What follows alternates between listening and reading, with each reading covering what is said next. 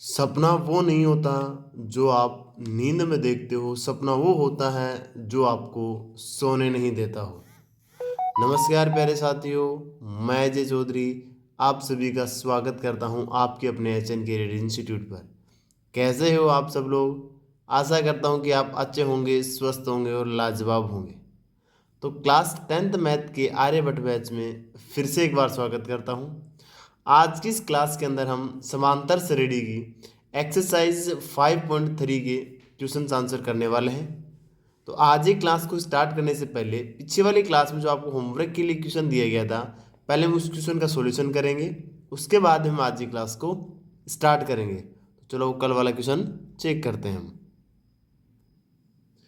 कल आपको होमवर्क के लिए क्वेश्चन दिया गया था एक्सरसाइज 5.2 का 20 नंबर क्वेश्चन कि रामकली ने अपनी किसी वर्ष में प्रथम सप्ताह के किसी वर्ष के प्रथम सप्ताह में 50 रुपये की बचत की और फिर अपने साप्ताहिक बचत 17.5 रुपये बढ़ाती गई। यदि nवें सप्ताह में उसकी साप्ताहिक बचत 207.5 रुपये हो जाती है तो n ज्ञात कीजिए। यानी आपको प्रथम सप्ताह में बचत, यानी आपको ए का मान दे दिया गया 50 रुपये और प्रत्येक सप्ताह में वो बचत कर रही है, फिक्स कर रही है 17.5 रुपये। यानी जो गैप है हर सप्ताह में जो बढ़ोतरी की जा रही है उसी में क्या कहते हैं, सार्वंतर। यानी आपके पास डी का मान भी मिल गया। अंतिम पद आपको दे दिया गया 207.5 रुपये कब हुआ, यानी ये आपको क्या दे दिया है, अंतिम पद दे दिया गया और आपको पूछना क्या जा रहा है, एन का पद पूछना जा रहा है। तो इसी बेसिस के हम क्वेश्चन नंबर 19 वाला क्या था, सेम ऐसा कैसा ही क्वेश्चन था वो। ठीक है, चलो यहाँ पे इसका सॉल्यूशन चेक करते हैं हम। हमारे पास में एक प्रथम पद हमें दिया हुआ है 50 रुपये और हमें सार्वंतर डी का मान भी हमें दिया हुआ है 17.5 रुपये। ठीक है, हमें अंतिम पद ए एन का मान हमें दिया हुआ है 207.5 और हमें पूछना क्या चाह रहा है, एन, यानी ये कितने पद हैं इसमें। ठीक है, हमारे पास में एक ही फॉर्मूला है, कौन सा, A N equals to A plus N minus 1 into D. इस फॉर्मूले के अंदर हमें कोई भी तीन वैल्यू देके चौथी वैल्यू पूछी जा सकती है।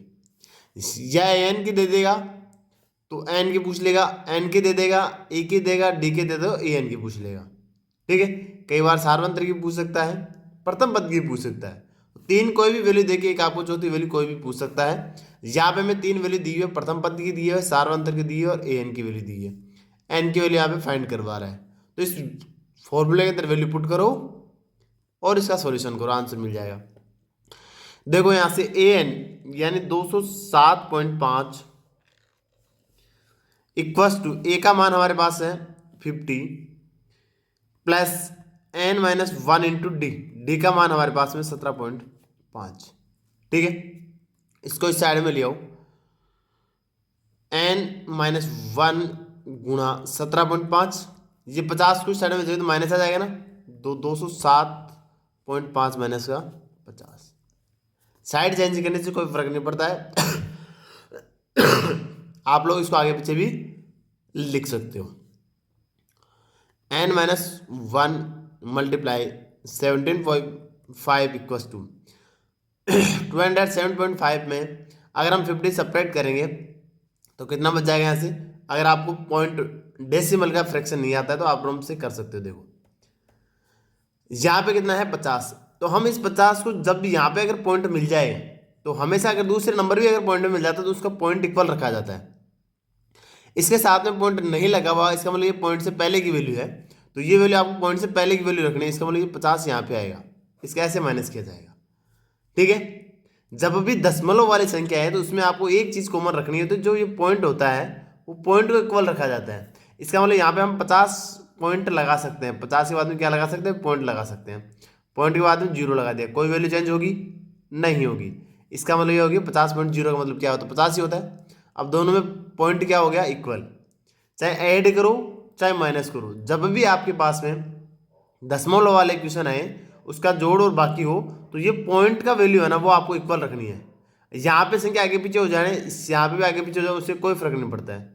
अगर वैसे पॉइंट नहीं होता है तब तो हम क्या करते हैं, इस साइड को इक्वल करते हैं। लेकिन जब अगर दशमलव आ जाए तो दशमलव को इक्वल रखना आपको, ठीक है। 5 में से 0 जाएगा तो 5, पॉइंट का पॉइंट ऐसा कैसा जाएगा, 7 में से 0 यानी कुछ भी माइनस नहीं करें तो 7, और यहाँ पे 0 में 5 नहीं जाएगा तो एक इससे उधार ले लेंगे तो कितना हो जाएगा 10, और 10 में से 5 जाएगा तो 5, तो यहाँ पे कितना रह जाएगा 1, तो ये कितना हो गया 157.5, ठीक है। यहां से मैं n का मान लेना है तो n माइनस 1 इक्वल टू कितना आ जाएगा 157.5 बटे 17.5। हमेशा देखो ऊपर पॉइंट के बाद में एक वैल्यू, नीचे भी एक पॉइंट के बाद में एक वैल्यू, तो ये दोनों क्या हो जाएंगे, कैंसिल आउट हो जाएंगे। क्यों होते हैं कैंसिल आउट, देखना इधर, इस पॉइंट को हटाएंगे तो नीचे कितना लिखा जाएगा 1/10, पॉइंट के बाद में एक 0 है। नीचे वाले पॉइंट को हटाएंगे तो ऊपर क्या लिखेंगे 10, पॉइंट के बाद में एक अंक है, तो ये 10 से 10 क्या हो जाएगा, कैंसिल आउट हो जाएगा। तो कैंसिल हो गया एक मान बनाना, इसलिए यहाँ से हम डायरेक्ट कैंसिल कर देते हैं, ठीक है। अगर ऊपर मान लो 2 डिजिट होते हैं, यहाँ पे मान लो सपोज दैट यहाँ पे 2 डिजिट होते हैं, तो नीचे फिर कितना होता है 100, फिर एक 0 से एक 0 कैंसिल आउट हो जाता और बचता कितना 10। तो यहाँ से अगर मान लो सपोज दैट डायरेक्ट 2 0 होते तो एक 0 कैंसिल आउट कर देते, तो नीचे डायरेक्ट हम लिख देते 1/10, ठीक है। तो इससे आपको कंफ्यूज नहीं होना है। इसका मतलब अब ये वैल्यू हमारे पास होगी बटे 175, ठीक है। ये दोनों में 5 से वैल्यू कट जाएगी, काट दो इसको, 5 3 15, कितना बच गया 2, बचम 25, 35 बार कट गया। ऊपर वाले भी कर दो, 5 3 15, कितना बच गया, कुछ भी नहीं बचा, 5 1 5, 2 बच गया, 5 25, फिर ये 5 से कटे फिर काट दो, 5 7 35, यहाँ से 5 से कट जाएगा, 5 6 30, और एक बच गया, 5 3 15, 7 9 63, यानी 9 टाइम्स कैंसिल आउट हो गए। कितने टाइम्स हो गया, 9 टाइम्स कैंसिल आउट हो गया। तो हमारे पास में n माइनस 1 इक्वल टू कितना आ गया 9। यहां से हम n की वैल्यू लेनी हो तो n इक्वल टू कितना जाएगा 9, वो साइड में जाएगा क्या प्लस का 1, तो यहां से हमारे पास में n की वैल्यू 10। यही इसका क्या हो गया आंसर। हमें यही तो पूछा था कि n का मान बताओ कि कितने सप्ताह बाद में ये वैल्यू हो जाएगी, तो कितने सप्ताह बाद में जाएगी ये 10 सप्ताह बाद में। तो लिख देंगे यहां से, अतः है 10वें सप्ताह में उसका साप्ताहिक बचत 207.5 रुपए हो जाती है। ये इसका क्या है आंसर, ठीक है। चलो हम आज की एक्सरसाइज 5.3 को स्टार्ट करते हैं। हमारी एक्सरसाइज है 5.3, इस प्रश्नावली समांतर श्रेणी एपी की ये लास्ट प्रश्नावली है, लास्ट एक्सरसाइज है, ठीक है। इसका फर्स्ट क्वेश्चन देखना, ये कह रहे हैं निम्नलिखित समांतर श्रेणी के योग ज्ञात कीजिए। अब तक तो हम क्या कर रहे थे, एनवा पद ज्ञात कर रहे थे। हमने एक्सरसाइज 5.1 के अंदर किया था कि प्रथम पद बताओ या सार्वंतर बताओ, ऐसा कुछ पूछ रहा था उसमें। सेकंड में क्या क्या एनवा पद बताओ कि एनवा पद कौन सा है, और एक्सरसाइज 5.3 के अंदर क्या पूछ रहा है, योग पूछ रहा है कि उस पूरी समांतर श्रेणी का योग कितना होगा, सम कितना होगा, ठीक है। तो सम के लिए हमारी जब क्लास स्टार्ट हुई थी तो मैंने पहले आपको पूरे फॉर्मूले लिखाए थे कि समांतर श्रेणी के कैसे फॉर्मूले होते हैं, वो सारे आपको बेसिक से बताए थे। फिर से आपको बता देता हूं, योग का एन इक्वल टू कितना होता है, यानी समांतर श्रेणियों का योग एन पदों का, एन क्या बताएगा पदों की संख्या, यानी कितने पद लेंगे 10 5 15 20 जो भी, एस बता रहा है सम, यानी S N equal to N by 2 कोष्टक 2a plus N minus 1 into D. एक तो ये इसका फॉर्मूला था, किसका, योग का, समांतर श्रेणियों का योग का, एपी का योग, S N equal to N by 2 कोष्टक 2a plus N minus 1 into D. Second, जब अगर आपके पास में अंतिम पद दे दिया जाए डायरेक्ट, तो उसके लिए होता है S N equal to N by 2 कोष्टक a प्लस का एल। एल क्या बताता है अंतिम पद, ए क्या बता रहा था प्रथम पद, एन पदों की संख्या, डी सार्वंतर, ठीक है। यहां पे भी S N number of sum, N यानी नंबर, ए यानी प्रथम पद, एल यानी अंतिम पद, ठीक है। अगर कंटिन्यू संख्या हो, अगर कोई भी धनात्मक संख्या हो कंटिन्यू 1 2 3 4 5, तो उसके लिए डायरेक्ट हमारे पास फॉर्मूला मैंने आपको लिखाया था, formula number 3, S N equal to क्या लिखाया था, एन प्लस 1/2। ठीक है, वहां पे प्रथम पद ए हो जाता था, अंतिम पद एन होता और यहाँ पे एन होता, इसीलिए ये फॉर्मूला बन जाता डायरेक्ट यहाँ से एन प्लस 1/2। ये इसी फॉर्मूले से दोनों बाकी फॉर्मूले बने हैं। इसका मतलब देखो यहाँ से ए को हम साइड में रख के A plus N minus 1 into D लिख सकते थे, और A plus N minus 1 into D क्या होता था, अंतिम पद जिसे हम कहते थे ए एन, जिसे हम कह रहे थे क्या ए एन। तो ए एन इक्वल टू क्या होता था, ए प्लस का एन माइनस 1 इंटू डी। ये फॉर्मूला यहाँ पे बनता है जब अगर हम इसमें ए अलग से रख लेते तो ए एन और एल अंतिम पद को डिनोट करते हैं हमेशा। ए एन इक्वल टू क्या होता है एल, ये दोनों के एक ही नाम है। ए एन का मतलब अंतिम पद होता है, एल का मतलब क्या होता है, अंतिम पद होता है। ठीक है, देखो अब यहाँ से ये बस आपको 4 फॉर्मूले यूज होंगे, ये भी यूज होगा। ठीक है, जो हमें अभी पिछले वाले एक्सरसाइज में हमने यूज किया है। यहां पे बोल रहा है इसका क्वेश्चन का कि समांतर श्रेणी का योग ज्ञात कीजिए। हमें दिया हुआ है समांतर श्रेणी एपी दी हुई हमें 2 7 12 डैश डैश 10 पदों तक है। ये कितने पदों तक है, ये 10 पदों तक। इसका हमें क्या ज्ञात करना है, योग ज्ञात करना है। देखो इसका सॉल्यूशन, इस समांतर श्रेणी को हम देख के ये बता सकते हैं इसका प्रथम पद क्या है। तो प्रथम पद क्या है हमारे पास में यहाँ पे 2, तो एक वस्तु क्या हो गया 2। डी यानी सार्वंतर, तो सार्वंतर कैसे निकाला जाता है, a2 माइनस का a1 यानी द्वितीय पद माइनस प्रथम पद, यानी 7 माइनस का 2 कितना आ गया 5, यानी डी इक्वल टू कितना आ गया 5। एन ये कह रहा है 10 पदों तक, तो एन का मान कितना आ गया 10। ए का मान मिल गया हमारे पास में, डी का मान हमारे पास मिल गया, एन का पास हमारे मान मिल गया, तीनों मान मिल गए। तो हमें निकालना क्या है फिर एस एन। इसका मतलब ये फॉर्मूला लग जाएगा, एन का मान मिल गया, ए का मान मिल गया और डी का मान मिल गया। तो इस फॉर्मूले में बस आपको वैल्यू रखनी है और इसका आंसर फाइंड करना है। देखो एस एन यानी 10, एस 10 इक्वल टू एन 10/2 कोष्टक 2 मल्टीप्लाई ए की वैल्यू कितनी है 2 मल्टीप्लाई 2 प्लस एन की वैल्यू 10 माइनस 1 इंटू डी की वैल्यू कितनी है 5। ठीक है, अब अच्छे से सिंप्लीफाई करो, तो ये कितने टाइम्स किया 5 टाइम्स, 2 2 जा 4 प्लस 9 माइनस 10 माइनस 1 9 और मल्टीप्लाई 5 कितना हो जाएगा 5, इन दोनों का सम यानी प्लस 45, 9 5 जा 45। ठीक है, इन दोनों का सम किया तो 5 मल्टीप्लाई 49। ठीक है, इसको 5 से मल्टीप्लाई कर दो, नहीं आ रहा है तो आप लोग ऐसे डायरेक्ट ऐसे मल्टीप्लाई कर लेना। ठीक है 9 5 तब 45 का 5 कैरी नंबर 4, 5 4 जा 20 और 4 24। यहां से एट एस 10 इक्वल टू कितने मिलेगी 245। ये इसका क्या हो गया आंसर, ये इसका क्या हो गया आंसर। हमें ये पूछा था इनका सम कितना है, तो इनका सम कितना है 245।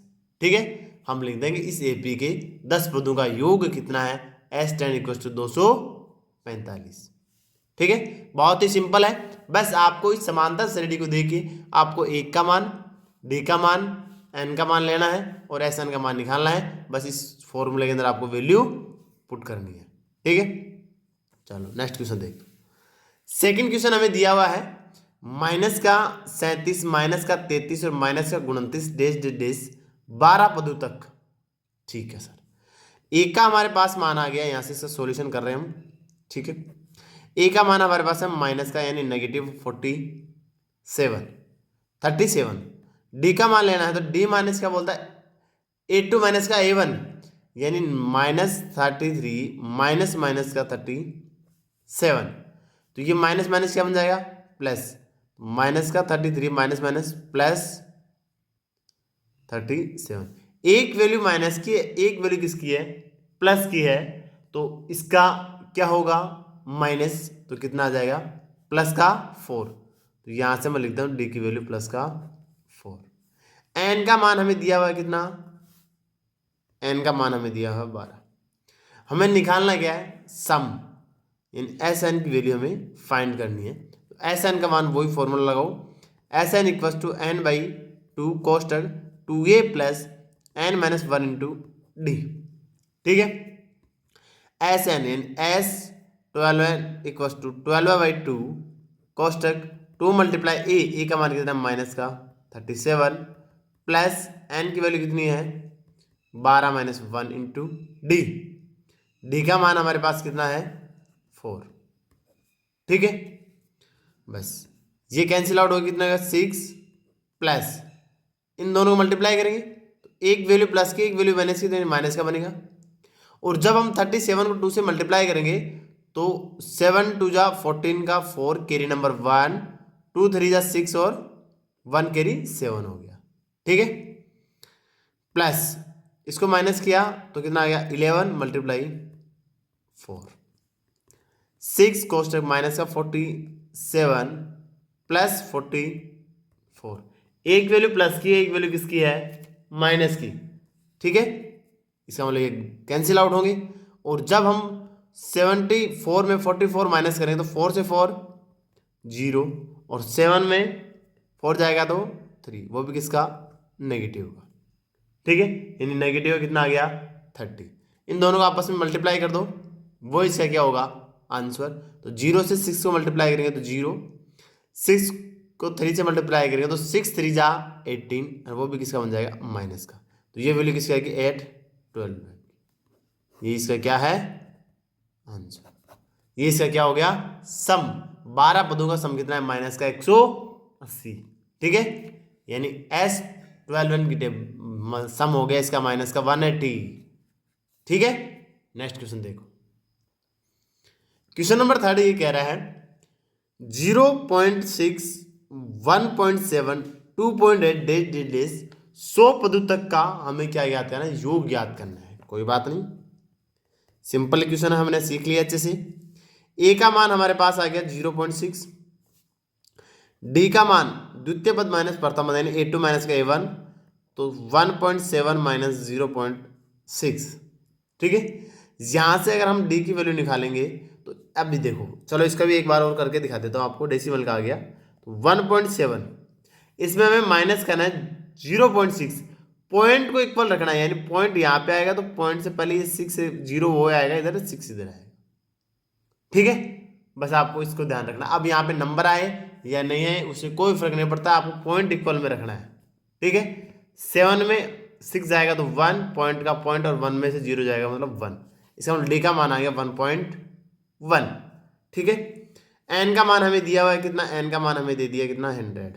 एस एन की वैल्यू फाइंड करनी है हमें, तो एस एन की वैल्यू हमें फाइंड करनी है। फॉर्मूला वही एस एन इक्वल टू क्या होता है n/2 कोष्टक 2a plus n minus 1 into D. ठीक है, यहां से n की वैल्यू 100 है तो 100/2 कोष्टक 2 गुणा a की वैल्यू कितनी है 0.6 प्लस n की वैल्यू हमारे पास कितनी आएगी 100, 100 माइनस का 1 इंटू डी का मान कितना आएगा 1.1। बस अभी इसे सिंप्लीफाई कर दो आंसर मिल जाएगा।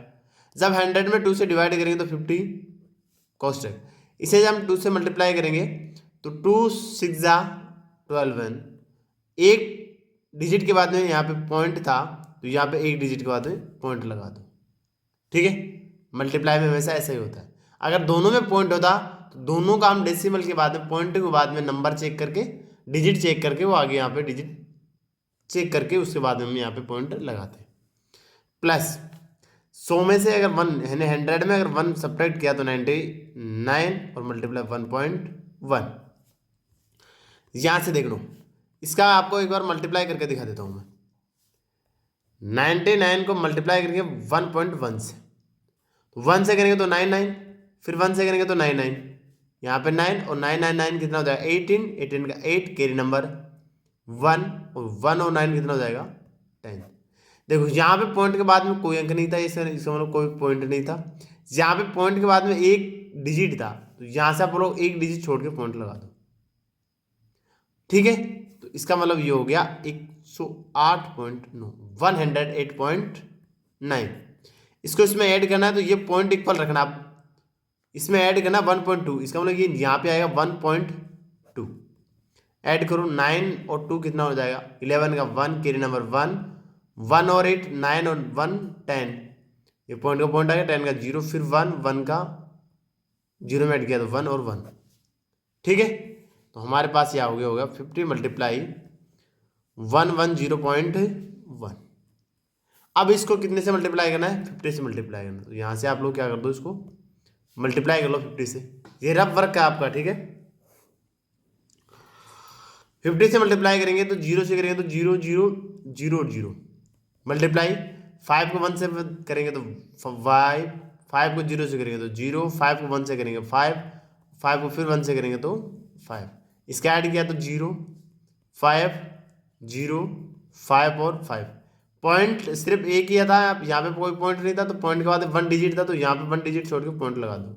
इसका मतलब पॉइंट के बाद 0 है तो कोई वैल्यू नहीं है, तो इसका मल्टीप्लाई कितना आ गया यहाँ से हमारे पास आ गया 5505। तो ये इसका क्या हो गया आंसर हो गया किसका S100 का। ठीक है,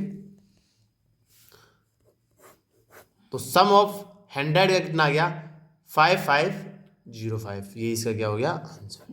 ठीक है, 5505। कोई डाउट इसमें?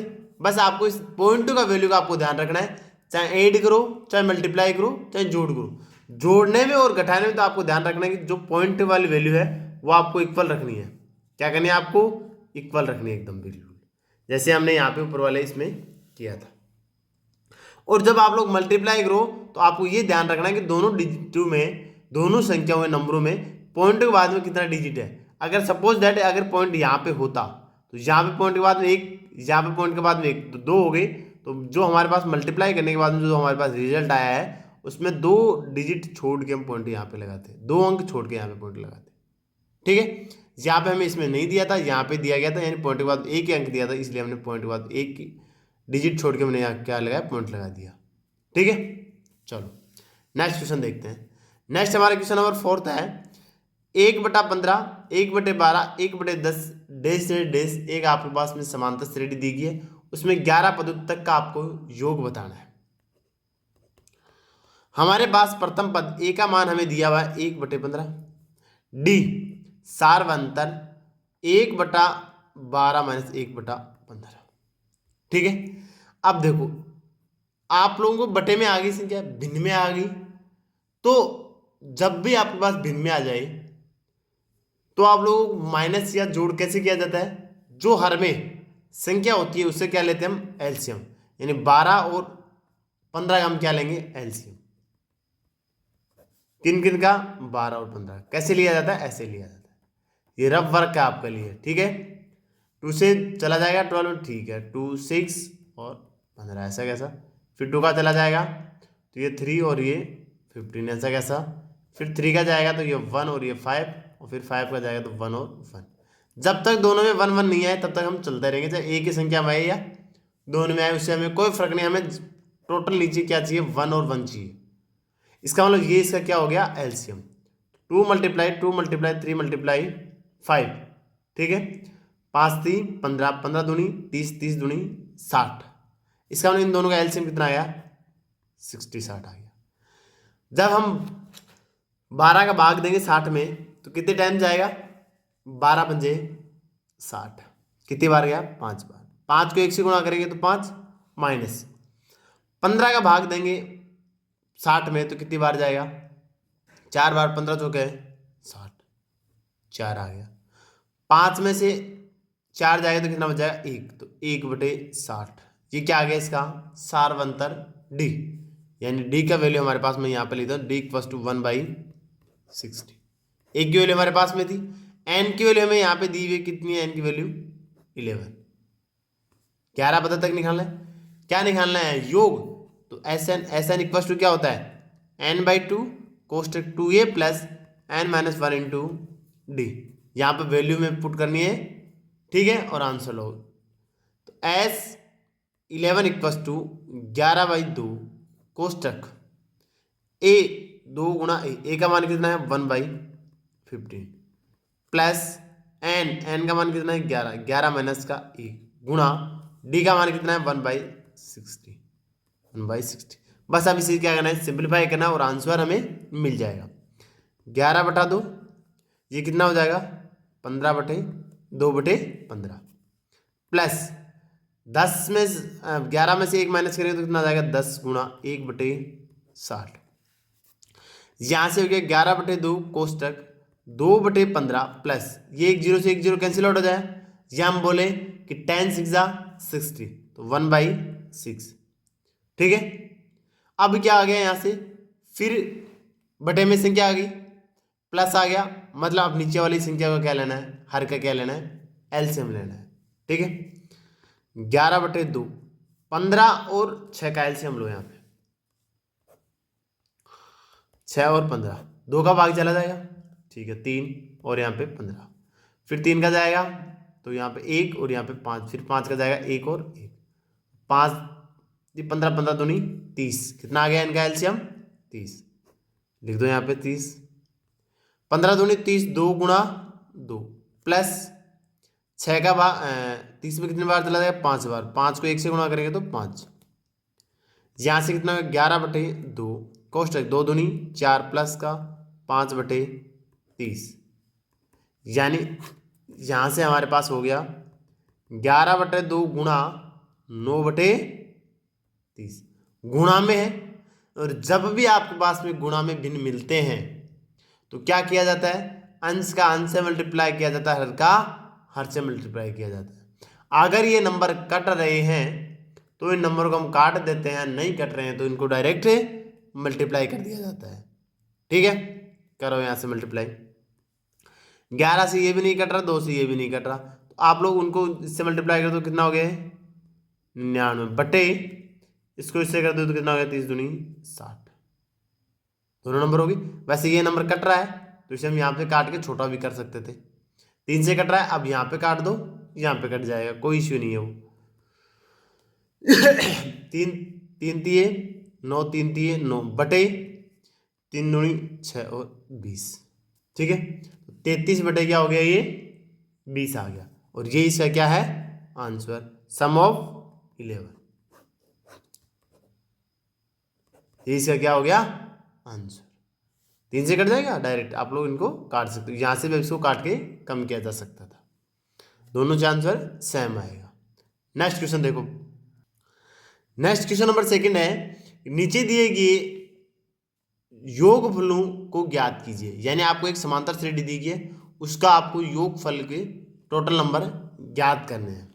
ठीक है, अब आपको पूरी समांतर श्रेणी दे दी गई, इसमें कोई n का पद नहीं दिया गया, प्रथम पद दिया गया, सारवंतर आप लोग निकाल सकते हो, और अंतिम पद दिया गया है, और आपको इसका क्या ज्ञात करना है, योगफल ज्ञात करना है, यानी SN की वैल्यू इसमें फाइंड करनी है। ये क्वेश्चन आपके लिए होमवर्क के लिए क्वेश्चन है, इस क्वेश्चन का आंसर आप कमेंट सेक्शन में जरूर निकाल के देना।